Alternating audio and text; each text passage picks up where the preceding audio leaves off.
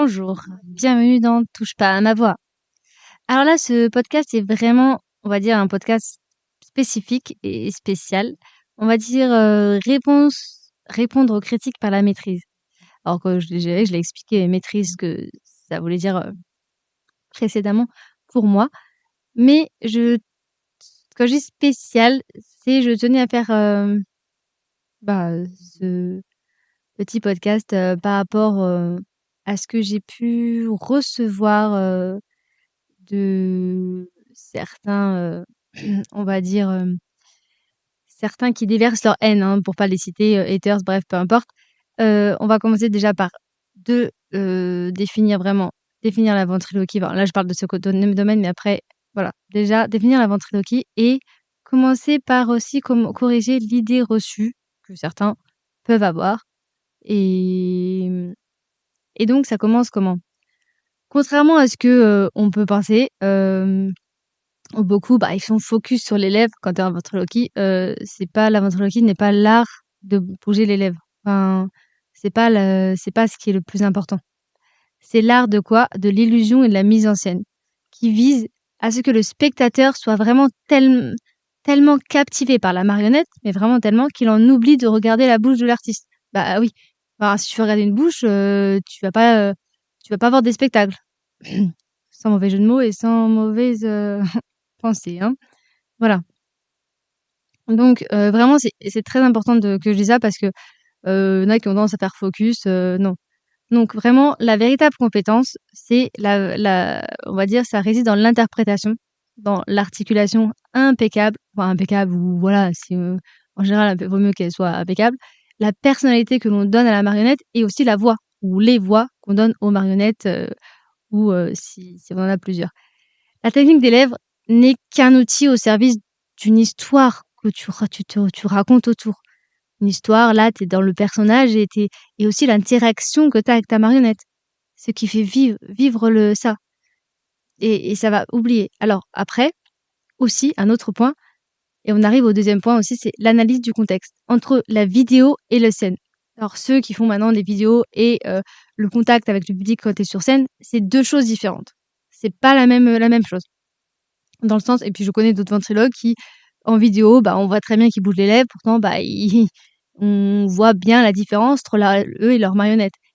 Et je parlais justement avec un autre ventriloque, notamment Mike et Anita, sa petite marionnette. Et, on était d'accord sur ce point, c'est que en la vidéo, ça amplifie, ça fait un effet amplification. C'est-à-dire la caméra et c'est comme si la caméra était un microscope. Et du coup, en gros plan ou même en plan, ça amplifie. Donc le moindre micro-mouvement ou même, même chez les plus grands ventriloques, voilà, ça arrive à corriger et à moins voir, mais voilà, ça amplifie. Et voilà, c'est le prix de la payer pour la diffusion en ligne. C'est ça. On diffuse en ligne, que ce soit TikTok, YouTube et autres réseaux, mais voilà. Le problème, c'est que le public se focalise sur le défaut qui n'a même pas lieu d'être, on va dire, car le contexte du show manque. Et là, à contrario, sur la scène, du coup, on voit moins ça. L'émotion, la distance, le fait qu'il y a la distance. Alors, effectivement, ça permet d'être moins focus sur ça. Ou alors, un spectateur qui va focus sur ça, il vaut mieux qu'il se sorte de la salle, hein. En toute bienveillance, évidemment. Sur scène, l'énergie, l'éclairage, les sons, s'il y a des sons, la distance, rendent justement les mouvements très discrets. Ce qui compte, c'est que le public soit emporté par l'histoire. C'est pour ça que souvent, quand tu sors un extrait du spectacle, les gens, ils comprennent moins parce que forcément, il y a une continuité de l'histoire. Donc du coup, c'est pour emporter. Il faut que le spectateur soit emporté par l'histoire pendant 60 minutes ou plus selon ton spectacle. Mais voilà, en général, le mouvement de technique est toléré vraiment si l'interprétation est brillante. Donc en fait, c'est vraiment en termes d'interprétation, encore une fois, c'est pas une focus sur les lèvres. Je tenais vraiment à insister là-dessus et à faire cette différence entre vidéo et scène. C'est vraiment deux choses différentes. Et parfois, la vidéo peut desservir certains grands ventriloques. Et notamment même certains qui sont assez doués. Je parle de Zoé Caillot qui est assez douée dans l'interprétation et pourtant, il y a les micro-mouvements qui se mettent. Mike, Anita, même lui, il me le disait. Voilà, même dans les plus grands ventriloques, mais en fait, au final, ça vient du ventre. Bah, j'explique aussi dans une vidéo. Ça vient de la gorge, la voix, contrairement au chant où il faut pas aller dans la gorge, mais il y a tout un équilibre à trouver. Et, et quand je dis l'illusion de la mise en scène, enfin bref, voilà. Ensuite, pour répondre, on va dire aux haters, par la réalité du spectacle, c'est votre moment pour affirmer, en fait, on va dire votre légitimité. Je parle dit vous, si jamais tu es aussi dans la ventriloquie ou si jamais tu es un artiste, voilà. Pour affirmer votre légitimité face à ceux qui, ben, moi j'aime pas trop dire juge, mais qui qui, heu, qui ont des a priori sans connaître vraiment, le parcours. Ce qu'on appelle le faux juge, c'est-à-dire les jugements qui se concentrent sur un détail technique. Et quand je dis les jugements, c'est, le jugement, moi j'aime bien cette phrase, c'est: «Et dans celui qui le ressent que celui qui le dit». Dans le sens qu'effectivement, si tu ressens un jugement, pour ça, il faut se détacher de plus en plus de ça, même si ça peut faire mal, voilà. Donc ce qui se concentre sur un détail technique, ceux qui ouais, alors ils se concentrent sur: «Ah oui, là, elle a fait ça de travers et OK», montrent du coup une méconnaissance totale du métier, du marché et du monde du spectacle. Ces gens-là, ils oublient qu'en fait, un spectacle, c'est 1 heure de texte, de voix différentes et de rythme. Tout est rythmé pour justement que ce soit dynamique, donner une dynamique de l'histoire et de l'interaction avec la marionnette et tout ce qui va avec, tous les éléments liés à tout ça. Lié au spectacle, au show, comme on dit.